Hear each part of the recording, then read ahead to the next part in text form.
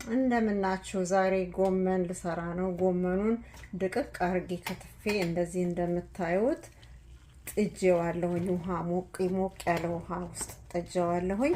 ከዛ ይሄ ጎመን ሲበስል አላወጣውም። ካናቱ ሽንኩርት፣ ቃሪያ፣ ቲማቲም ተከታትፎ ተጨምሮ የሚበላው አይነት የጎመን አሰራር ታውቃላችሁ። ጎመን ዜልቦ ይባላል። እኔ ደግሞ ጎመን በደቃቁ ከትፌ ነው የጣድኩት። አሁን ሲበስል ታዩታላችሁ።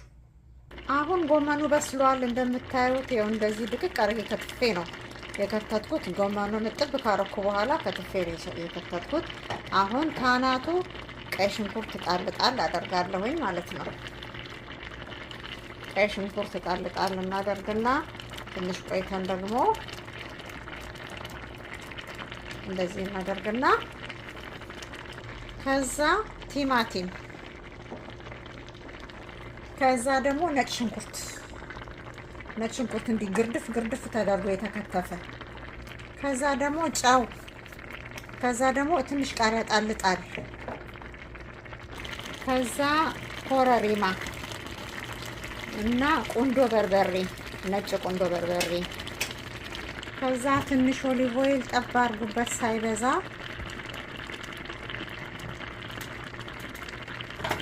በቃ እነዚህን አዋህደን ጎመኑን ከቀቀልን በኋላ ቀላቅለን አውጥተን መመገብ ነው። በጣም ቆንጆ ወጥ ነው የሚሆነው። ሞክሩት ብታዩ እንዴት እንደሚጣፍጥ። እንደዚህ ጎመን ተቀንጥሶ ተቀቅሎ ከዛ በኋላ ካናቱ ሽንኩርት ምናምን ገብቶበት የሚበላው አይነት ምግብ ድሮ እናቶቻችን ይሰራሉ፣ በሸክላ ድስት ጥደው ማለት ነው።